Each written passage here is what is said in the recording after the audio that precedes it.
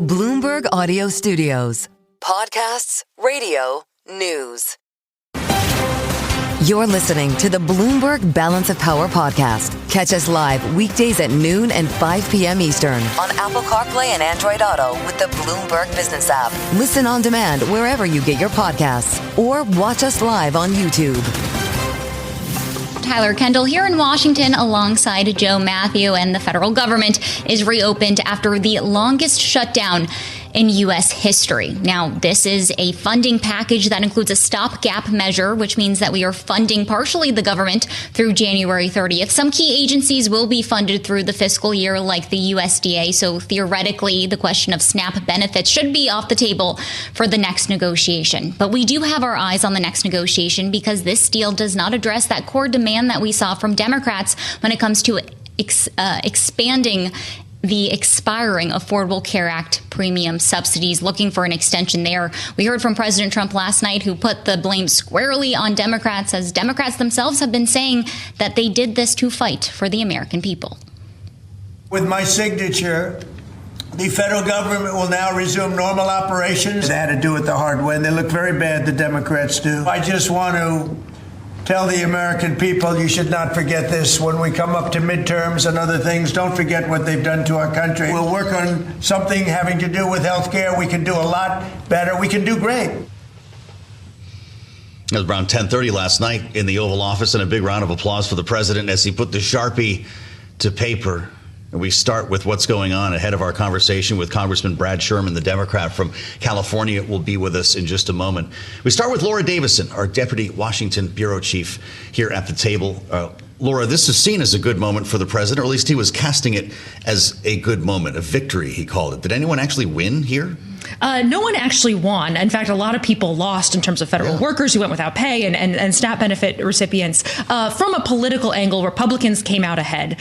They, didn't have to make any concessions. They, sort of staked their territory. And it was ultimately a handful of Democrats, moderate Democrats in the Senate, who said, look, we just want to get this over with and move on to the next fight, which will theoretically be this Affordable Care Act subsidy, though it's unclear, if they're going to actually achieve what they're looking for here to get those premium tax credits renewed before the end of the year. Have we gotten any update from the administration on when Americans could see relief? You mentioned the food benefits, but also what about our air travel system? Because we know that has caused thousands of delays and cancellations across the country. We're looking at about a week for things to return to normal. So the Secretary Duffy said air travel will take about a week. That puts it right before the Thanksgiving holiday when air travel gets really busy. Also for people expecting SNAP benefits. There's only 2 processors in the entire country that do all 50 states. So there could be a backlog there as everyone is trying to get those up and running, today and through the weekend. Federal workers who are waiting for their paychecks, they should start receiving money as soon as Saturday, but it may take again until next Wednesday.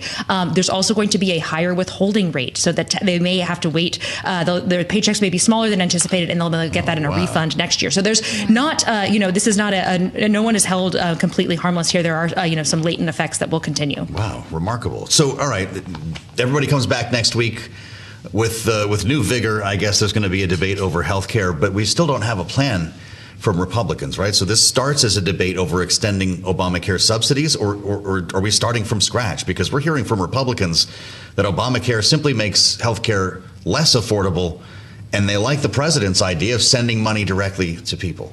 This is really going to be a political mess. You have Democrats who don't even know exactly what their ask is. They will kind of get the first move in the Senate to put some bill forward. But in the House and with the president, you have them talking about, doing some sort of repeal and replace thing when it comes to Affordable Care Act. And, didn't go so well the last time. Yeah. You even heard Trump in the Oval Office last night saying, he doesn't want to have these insurance subsidies go to insurance companies. He wants them to go to people directly, and then they can buy insurance. It's unclear who they would buy insurance from, if not from a health insurance company. So there's a lot of sort of conceptual questions that haven't even been answered, much less to this brass tacks of what is the bill and how does it move forward. So that's healthcare, which is going to be an issue. But what about what funding the government is actually about, the spending levels for the rest of the fiscal year? Because this minibus will fund some agencies through the rest of the fiscal year, but it leaves an open question. And it sounds like Senate Republicans and House Republicans aren't really on the same page when it comes to the sort of spending levels that we could see going forward. Could that cause a shutdown on January 30th? It absolutely could. Basically, the way they structured this bill is they gave themselves until January 30th to get through all these additional funding bills through the government. They said, okay, look, we'll have a couple months. But remember, there's a lot that happens in between now and then. They're going to be out for the Thanksgiving holiday,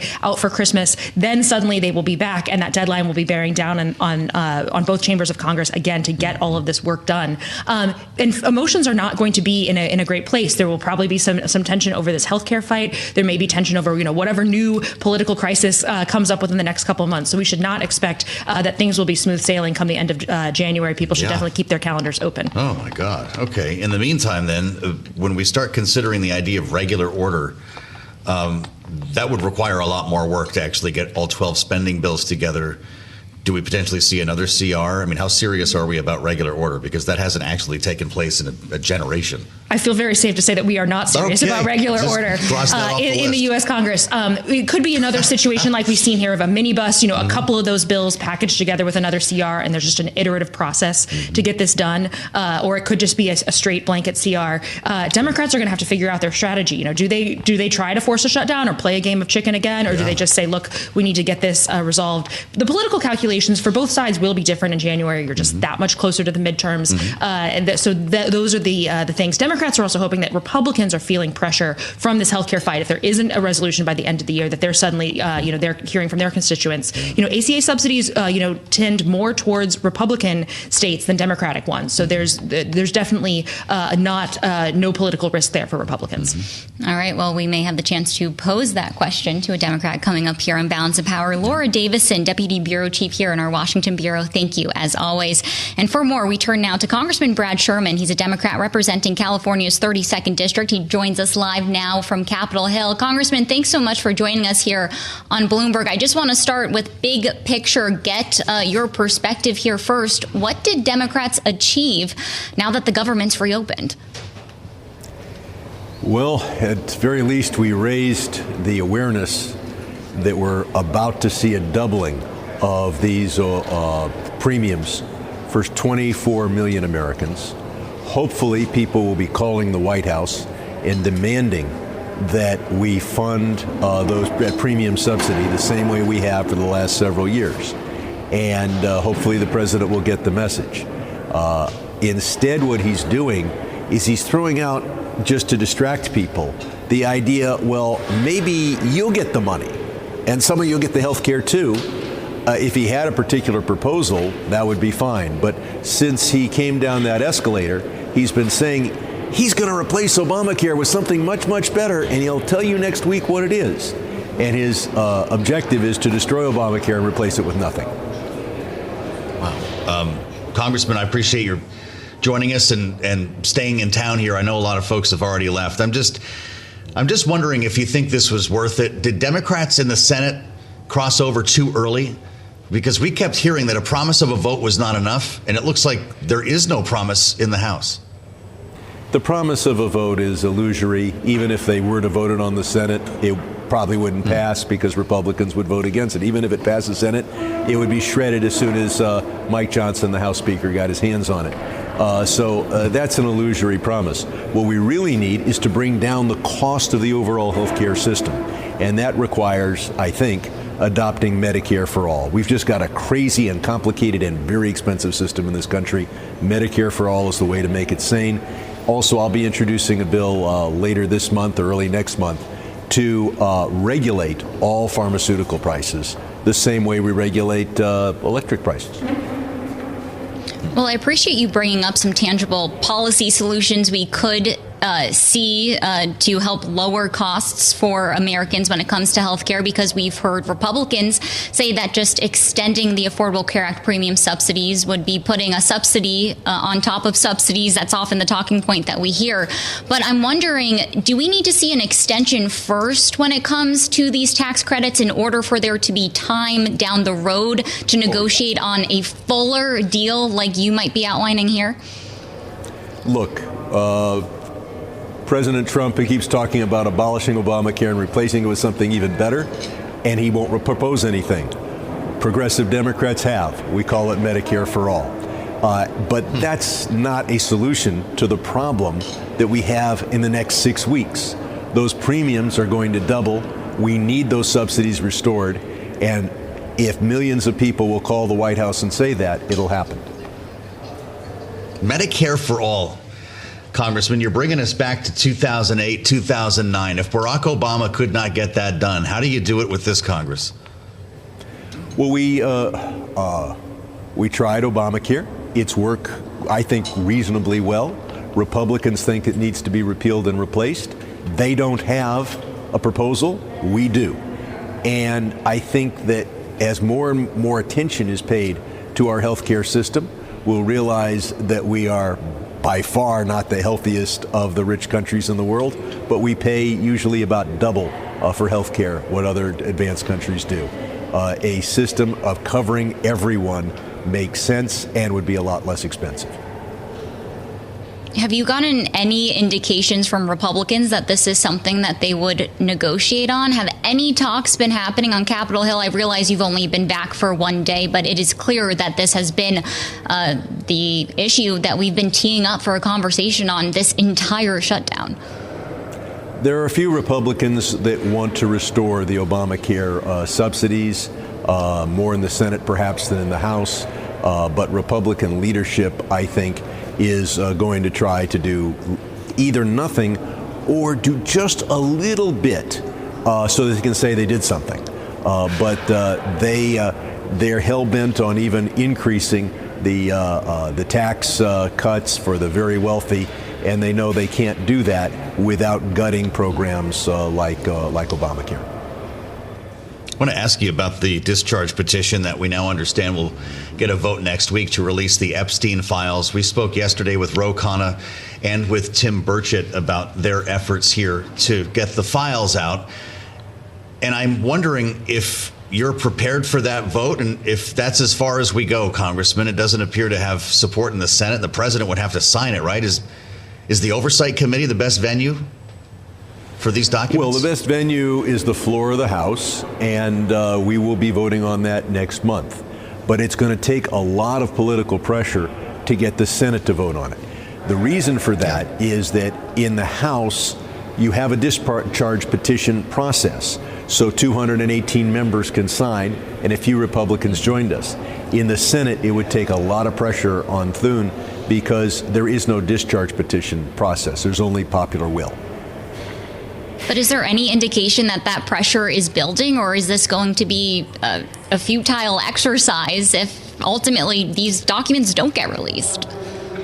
I think that this is the issue that will not die, and that eventually the public will demand the release of the files. You see the release of some of those files just this week. We're going to continue to have that, and ultimately the president is going to have to explain what his relationship with Epstein was and why he is so opposed to releasing the documents. Boy. You know, you step back from all of this, Congressman. I just wonder how you're feeling today. We've been talking with Democrats and Republicans over the past 48 hours, and in fact, over this entire shutdown. And now that we've actually got the government back open, everybody seems to have some kind of a hangover, in a bad mood. There's a lot of concern about the health care debate coming, whether we shut down again in January, what the president's going to do next, where the leadership is on everything that we've been talking about. How would you describe this political moment that we're in?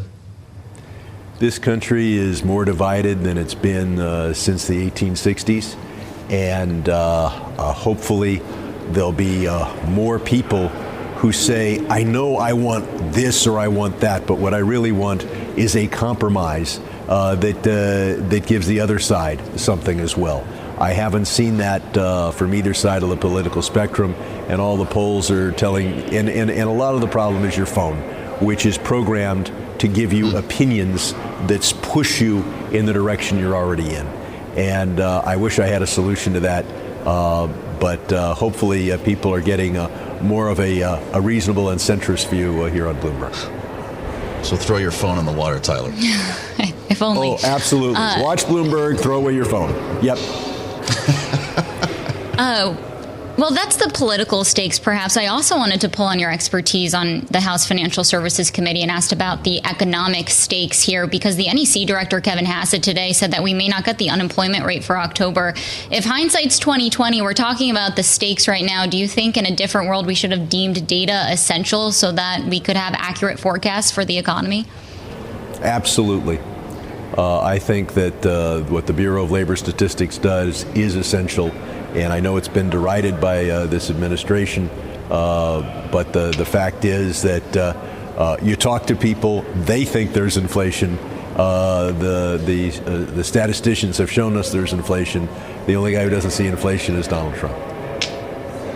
It's good to have you back with us, Congressman. Safe travels getting home. Brad Sherman, the Democrat from California, with us on Bloomberg TV and radio. And Tyler, really does give you a sense of that kind of feeling of despair right now ahead of the holidays and before this debate begins. And lack of trust, really, yeah. Joe, which is something that both sides of the aisle have told us about, but it seems really poignant on the Democrats' end. Stay with us on Balance of Power. We'll have much more coming up after this.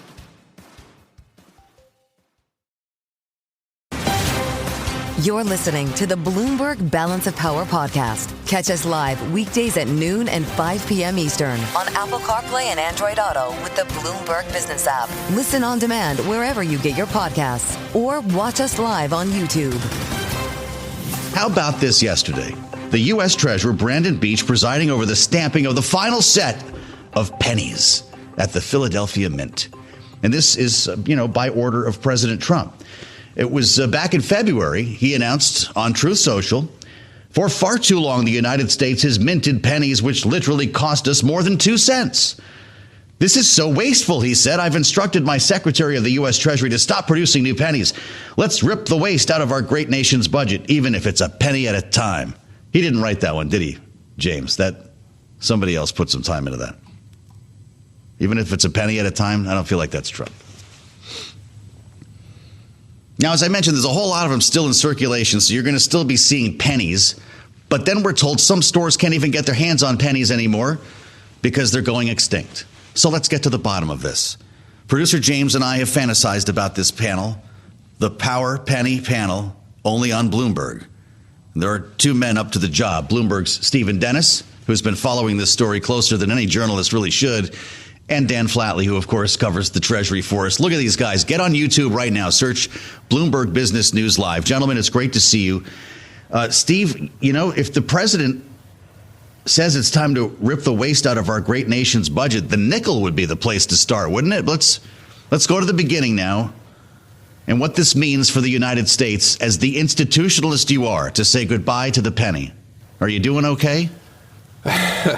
No, this is really a moment that arguably should have happened 20 years ago. That's when we started, that's when the penny started costing more to make than it was worth. And there were jokes on TV shows like The West Wing about how useless the penny was. One of the reasons why there are 300 billion pennies in circulation, according to the Treasurer's estimate, is because they are so useless in the eyes of consumers.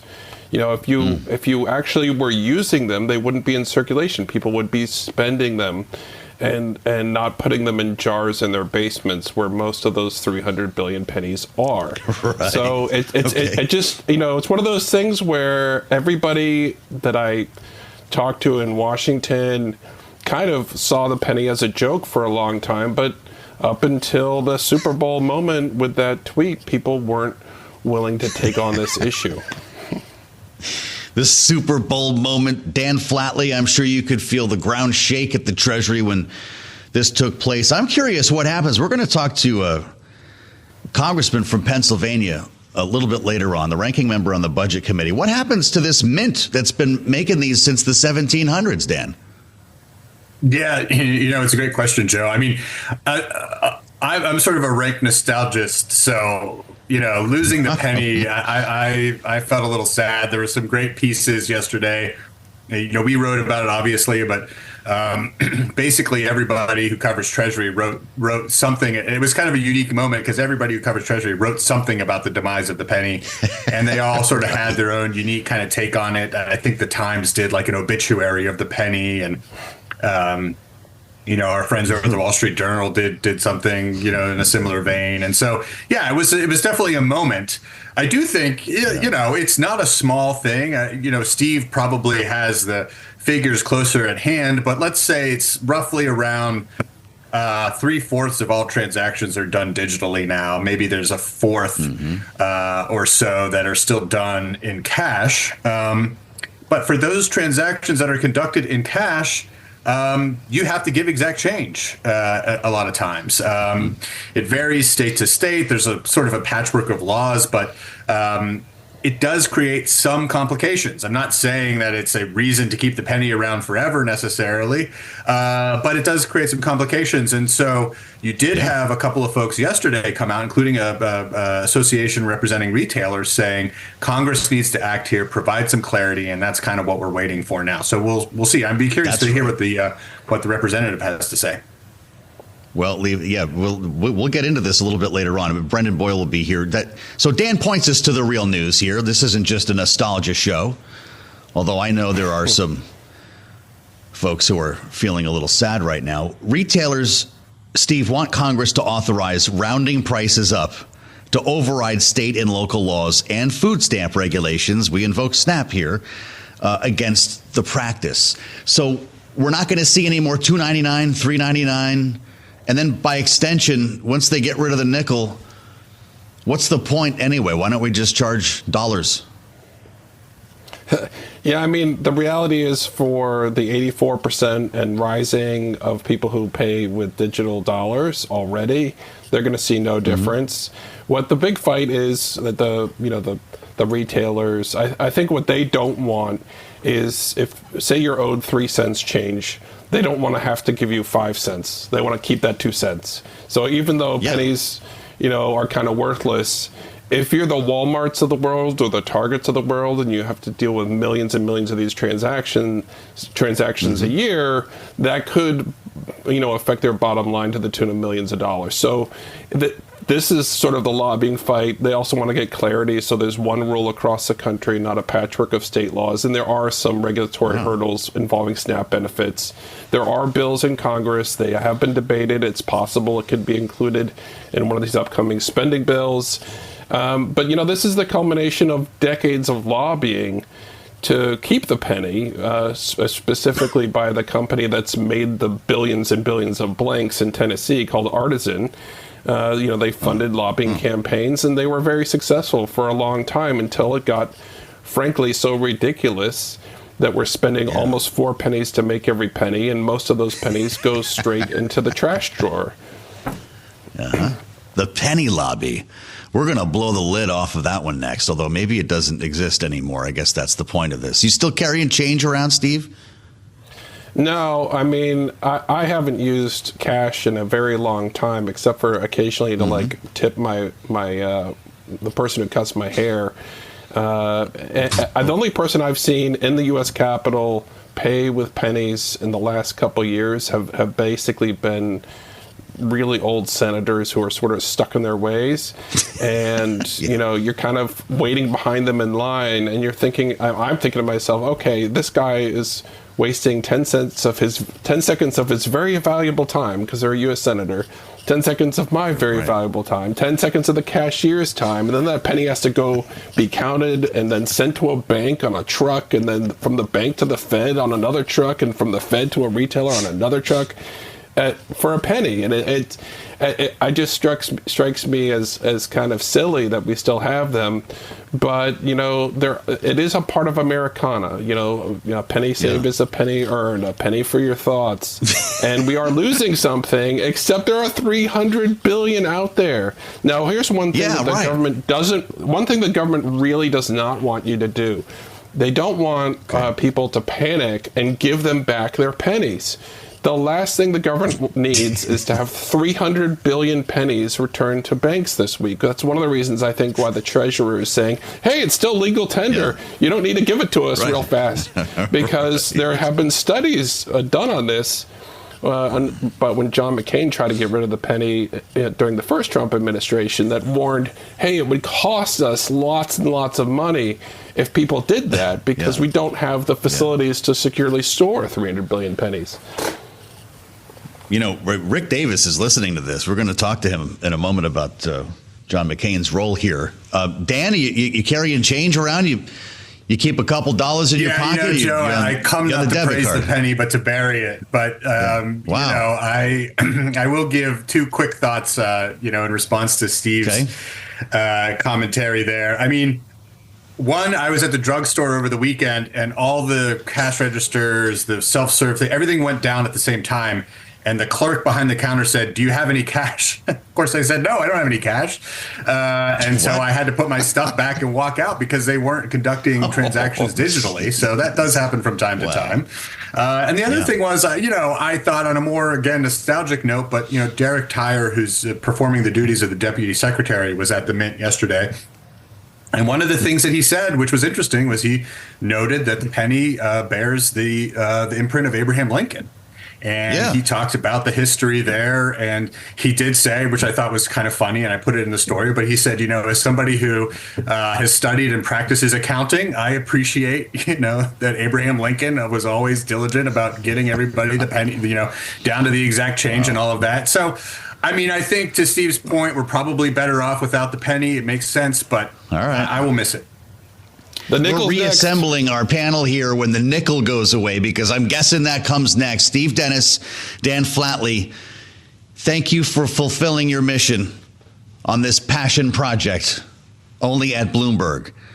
Now you need to figure out what to do with all those dirty pennies. I can't help you there. We'll assemble our panel next, only on Bloomberg Radio. Stay with us on Balance of Power. We'll have much more coming up after this. You're listening to the Bloomberg Balance of Power podcast. Catch us live weekdays at noon and 5 p.m. Eastern on Apple CarPlay and Android Auto with the Bloomberg Business app. You can also listen live on Amazon Alexa from our flagship New York station. Just say, "Alexa, play Bloomberg 1130. The government is reopened. We thought there'd be some optimism around this, but guess what? Everyone in Washington is still upset as well. No deal yet on a health care extension in terms of subsidies. No common ground when it comes to health care at all, it sounds like. And of course, the CR only goes to January 30. So there are worries about whether we're counting down to another shutdown in the new year. All of this, of course, has yet to become known, with the president of the United States taking a victory lap last evening. He did sign that bill. So we're reopened. We're waiting for the airports, the SNAP benefits and everything else, paychecks for federal workers to follow. The newest member of Congress, by the way, has had the lapel pin for less than 24 hours. It was 4 o'clock in the afternoon yesterday, right before they got to voting, that Adelita Grijalva of Arizona, the Democrat, was actually sworn in, having waited through the entire shutdown. Speaker Johnson had said he was following the Pelosi precedent. We'll ask Archie about that in a minute. But there was a speech. We had the formal swearing in. Congresswoman Grijalva had this to say. It has been 50 days since the people of Arizona's 7th Congressional District elected me to represent them. 50 days that over 800,000 Arizonans have been left without access to the basic services that every constituent deserves. This is an abuse of power. I will sign the discharge petition right now to release the Epstein files. Justice cannot wait another day. Yeah, well, she said it. We'll talk about the Epstein files as well, and the discharge petition that now has the votes. That's why many thought she had to wait over 50 days to stall this whole effort. And now we understand the discharge petition will get a vote next week, not in early December, as both Ro Khanna and Tim Burchett told us yesterday. So let's bring in the panel on all of this. The end of the shutdown, and yes, the Epstein files. Rick Davis is here, Bloomberg Politics contributor, Republican strategist, and partner at Stone Court Capital. And with me in studio, Archie Siddiqui, former senior aide to the aforementioned House Speaker Nancy Pelosi, founder, CEO, Bellwether Government Affairs, our Democratic strategist. Great to see both of you here. And Archie, I'll start with you on this. The symbolism of that swearing in was clearly meaningful for Democrats in the chamber, beyond the Epstein files. Yes, absolutely. I mean, I think it shows that elections matter, and it was interesting. It did take her 50 days, yeah. which, given the state of the world, affordability, all these issues that are going on, it was a little bit. It was jarring, I think, for Democrats. But I think it's one more seat, one more person to fight for constituents, and on this affordability agenda. Is the Pelosi precedent a real thing? Speaker Johnson said he was simply doing what Nancy Pelosi had done before him. I think if Speaker Johnson was taking, a template from Speaker Pelosi, then it probably would have been maybe on the shutdown negotiation, bicameral, bipartisan negotiations. So it's this picking and choosing and cherry picking. I would say no comment. All right. Rick, how are you feeling today? Because everybody we talked to last night, D's and R's, were all in a bad mood. Nobody's on the same page with health care. The president's angry. He was trying to score points last evening, saying, remember what they did here to partially ruin the country. We still have a couple 100,000 workers who have yet to be paid. How do you pick up the pieces from the longest shutdown in history? Yeah, it's amazing how miserable Washington comes when they overcome misery. The Washington shutdown was not good. And the fact that everyone immediately is, instead of celebrating the fact that they finally got a bipartisan solution to this. And by the way, Republicans should be thrilled. They took our deal, right? I mean, I don't really get why any Republican would argue about this. It's the first time they've sort of stuck to the negotiation and said, this is the only thing we're going to say yes to. And the Democrats capitulated and gave it to them. So I don't know. I mean, maybe it's just the time of year. Maybe it's kind of grumpy before Christmas. I mean, there's a Grinch aspect to this that I don't understand. But look, if that part's over, and now we get to fight over the fun stuff, real stuff, health care, and Jeffrey Epstein, which I'm not sure is real, but that's definitely going to get its time in court. God, well, yes, indeed. And we're going to get into that in a moment. I do want to mention we just heard from Senator John Fetterman's office, and I'm just reading this with you for the first time.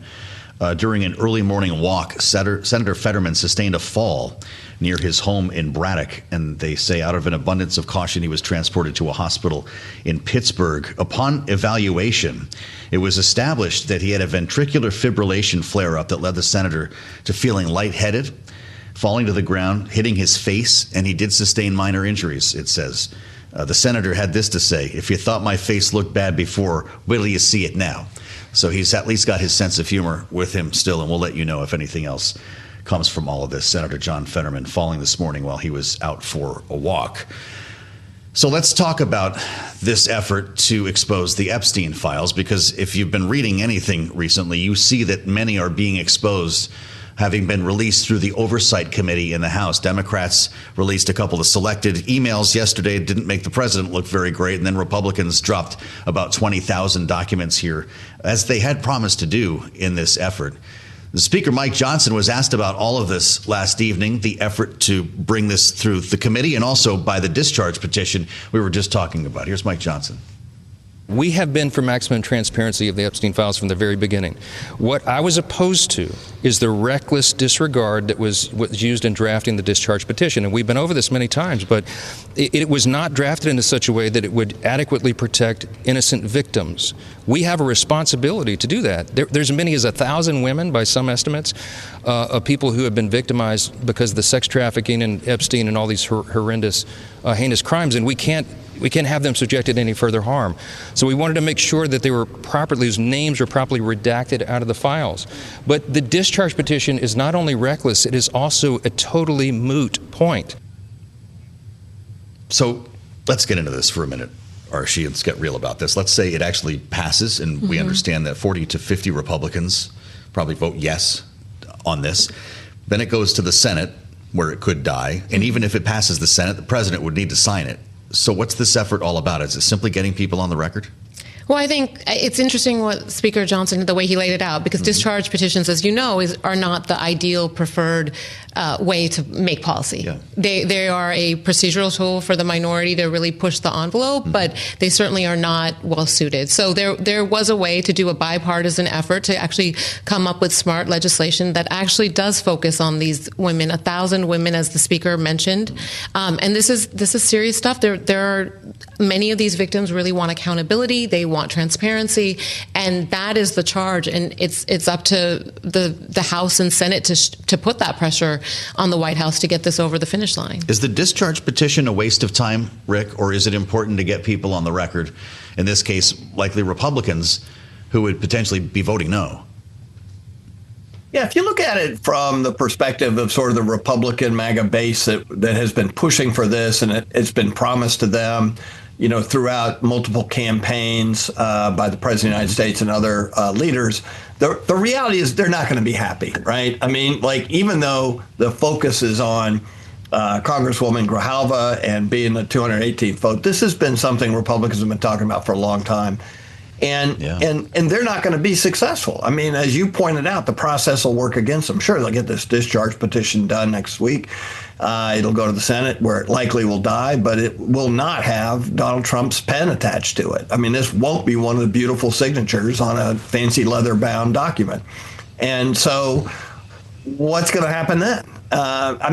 It's really quite of a trap. If anything, a great trap set by Democrats to make Republicans look like hypocrites, because they haven't used the offices of the DOJ to distribute this information, which they said they would do. And so it honestly, I think that, no matter what happens, it's going to be a mark on Republican leadership not making their base happy. All that being said, the trap is also set for the Democrats, because talking about Jeffrey Epstein is not talking about affordability, is not talking about health care, is not talking about their wins last Tuesday at elections. I mean, they are way off message. The Epstein files will not succeed as being an electoral issue. It's just a distraction, and frankly, one probably welcomed by some Republicans at this point. Wow. Fascinating. We heard from Lauren Boebert yesterday, who apparently got an invite to come over to the White House and was sat down to talk about maybe reportedly removing her name from the discharge petition. She went on Twitter after and wrote simply, "I want to thank White House officials for meeting with me today. Together, we remain committed to ensuring transparency for the American people." Doesn't sound like she can repeat much of what she heard. Nancy Mace apparently getting the same phone call, playing phone tag. Why would the president be trying to remove Republicans at this 11th hour? It's interesting. I think it goes back to what Rick was talking about in terms of the Republican base and how this was a promise. And, the Congresswoman Grijalva's election really did break the logjam. Till this point, this issue has been shoved in the wayside. One place where I would push back a little bit with Rick is this isn't about electoral politics. This is actually about the young women who were harmed and creating kind of some sort of sense of closure and some sort of path forward. Well, the line from Republicans. Mike Lawler said it to us even last evening. Tim Burchett said Democrats do not care about these victims. They are just motivated by politics to make Republicans and specifically Donald Trump look bad.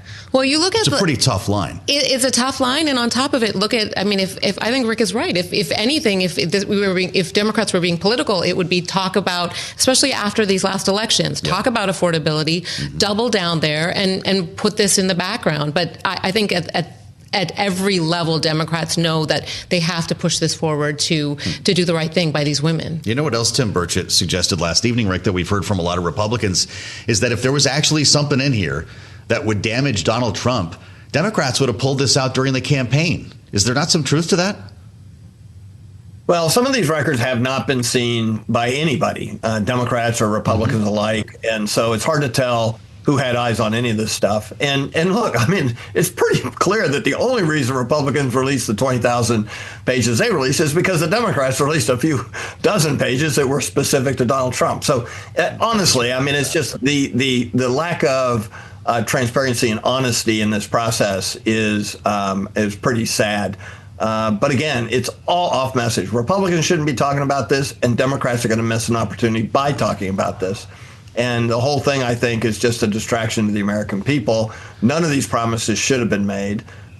This should have been done through a legal channel and nothing more. It's not, I agree. It shouldn't be a political issue, but it's one now, and it's going to occupy a lot of our time.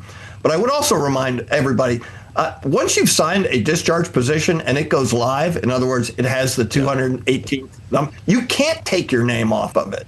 It's actually outside the rules. So hauling these people over to the White House last night just added more fodder to this notion that do they have any idea what happens on Capitol Hill procedurally? Because they can't remove their name. Yeah. Well, maybe that's why they called her before Grijalva was sworn in. That's a great point, Rick.